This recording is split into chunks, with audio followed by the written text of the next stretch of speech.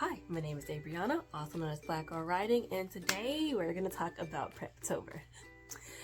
So I must say hello, strangers, because I have not posted a video in about 3 weeks. I'm going to be honest with y'all, I haven't done any sit-down writing in a month-ish. I've just been really consumed with like work and school and life. So writing in itself, in that fashion has kind of been a little bit put to the back burner, but we're in Preptober now. Like, this month has flown by. Like, it's already October 16th. I know that only because I just submitted my final thesis paper for my psychology class. That's the only reason why I know what day it is because I was looking at that paper. I was like, what's the day before I submit this? I'm like, oh, it's October 6th. Take this paper that I've been working on. Take it away. So yeah, we're already in the middle of October. I've been seeing a plethora of other people's Preptober videos, and I wanted to chime in a little bit because I got a few comments like, hey, are you gonna be doing Preptober? And man, no. And I was like, I was actually gonna film a video today and talk about my future plans for that. So there we go. So yeah, we are in the middle, damn near end of October, aka Preptober. So let me just tell y'all what I have been doing, because my Preptober is very simple in where it's a frame of reference for me. So long story short, you know, I haven't been actively writing anything in my manuscript for my manifestors project. However, I've been focusing immensely on world building, promise, progress, and the payoff. And if y'all know what I got that from, that's from Brandon Sanderson's plot video. Like, he did a whole like seminar, and I think at a college or something in like 2020. This when everything was shut down. But anyway, so my whole Preptober thing is just getting me in the right state of mind of being a writer. So writer Abriana needs to be thinking about these writer things when she starts writing. So once I get all that frame of reference in, like on the page or in my binder and all that stuff, then that's kind of when I'm ready. And I low-key, I'm gonna be honest, I'm doing Nano, but I'm gonna be a NaNoWriMo in the fact that I would probably start working on my prologue, which if y'all didn't know, now I got a prologue because I was doing some deep diving, and I was like, this third main character, who isn't really a main character but is a side character, needs to have this prologue to explain why he does the things he does, and a prologue will fit that perfectly. Like I said, I have been world building my little butt off. Like, I tell y'all, I got like diseases, I got the continent in which it's from, I got the peninsula that's like off the continent, that which everybody was like kind of like bum rush to. Like, I have like this whole like Exodus mass evacuation thing that had happened. Like, I got the history and the lore, and that's really what my Preptober has really been about, because I live for world building and like creating lore. That's like the most favorite thing of anything that I do with writing. Like, I feel like writing itself is the hardest part, but creating the lore and the world and the rules for why things happen is the best thing. I absolutely love it. That is my bag. I just need to get paid for that because I could spend all day doing that. Like, I absolutely love it. So that's really what I've been doing. And so as far as like the tools and everything that I use is just the references, maybe not the references, but just more inspiration from authors on YouTube, or mainly on YouTube. I've been watching a lot of different authors, you know, with their Preptober videos. I'm very interested. My process really is, like I said, it's just the world building and getting my mindset ready. One thing I have known about my process and trusting my process now is that if I need to start over, I can start over. And I'm going to explain that because I haven't started over. Manifestors is still Manifestors, but the beginning phases of Manifestors that I had in this binder right here, that I had a video about, that is a completely different world and theme and damn near almost characters than the Manifestors that I'm working on in this, which is my new A5 binder. Actually, I have a picture, but I'm gonna go get that thing. Hold on. The picture of the A5 binder that was just here. So this is my new A5 binder that I've got. And at first I was like, you know what? The new ideas and the connections that I'm making, I can still put that in my old Happy Planner But then when I did that, I just kept looking at my old notes, and I'm so far from the basic, the start of the story, that I now know more what this world is about, the treatment of these people, why things are happening the way they happen, how the Exodus has like impacted the entire continent.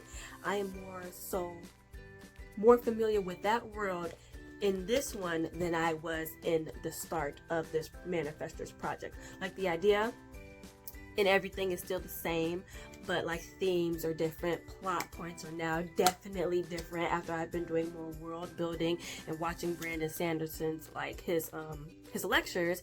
And like I said, his plot video really stuck out to me, and I'll link it down below. And it just had me rethink what I was promising my readers. Like I'm saying, this is about magic and mental health issues, but I really wasn't diving into that. Like the characters were there, but the world in which the characters had to interact with wasn't as fleshed out as it needs to be. And so that's what I've been doing. I've been trying to just micromanage and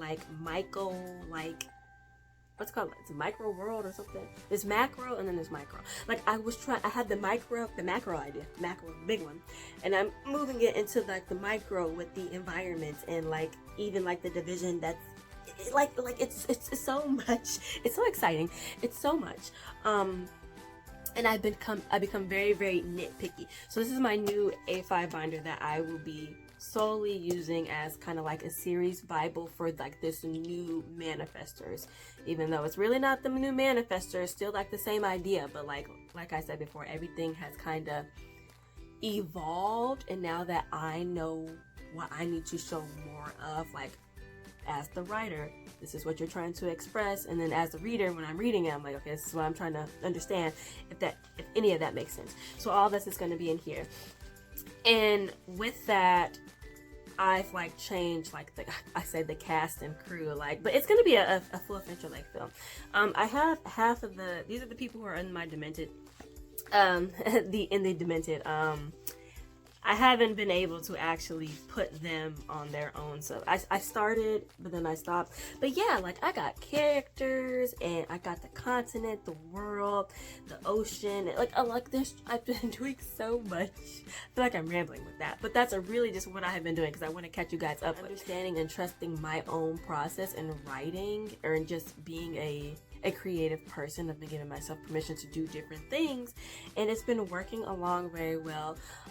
Like I said before in a previous video, I use PowerPoint a lot. My PowerPoint slide, if I could put it here or here, I don't know where the fuck I'm gonna put it. I'm gonna put it in one of these. It's like 27-30 pages. Like it's getting so detailed. It's very enjoyable to just be in that world and just create it. So that's really what my Preptober is. And from me doing this like reworking of the Manifestors, I now know that I need a prologue, because there's a very influential character in this book that will be in book 2, where he does more of a certain thing. But after going through the plot, the promise, and the promise, the progress, and the payoff, I knew the payoff for one character would make sense, but for the other it wouldn't, because my third side character, who's damn near halfway a main character, which is why he would be getting a prologue, it wouldn't make sense. Like, I've been doing all of that and all that stuff, so that's just really has been it. So yeah, so I will be doing Nano. I don't know how I'm going to be posting it, honestly. I ain't gonna give a fucking lie. I don't know. I probably won't do the daily. I probably won't even write every day. I'm just gonna write when I can and how I can. I'm gonna try to post some of it, so maybe I'm thinking maybe I can just do a weekly update, like at the end of every week, and just say what we've accomplished. I was thinking about, because I'm on the NaNoWriMo website as Black Girl Writing, but then I'm like, I ain't gonna like actively post on it, so there's like no point in being like, oh, follow me, or like I'll follow you back. Like I'm gonna be busy. I'm not really gonna be on the website, but what I can do is just be on here, once a week, and give y'all my progress. So I'm gonna say it again. I'm gonna be a nano rebel. I don't have work tomorrow. That's a lie. I took PTO. I have a procedure tomorrow, so I just took off work. I was like, fuck it. This is an excuse to stay. This is an excuse to use some PTO and to focus on writing, because I will be like bedridden for like 24 hours. So it's gonna be great. And I'm going to be working solely on this character's prologue. I'm going to be diving into at least 3 generations before said character, because this character will be telling you the story of when he was 12, being told from his grandmother of her experience when she was 12, and that was like the ending phase of the Exodus. So I'm like, I need to write all of that so we can already see like the what's it called? It's compact, like the compact trauma that these people are going through. Like it's just a bit of everything. It's a bit of everything. But yeah, so I hope you guys enjoyed this quick update of things. Hopefully it made sense and it kind of just explained, you know, what I've been up to really. And yeah, I got new notebooks and stuff.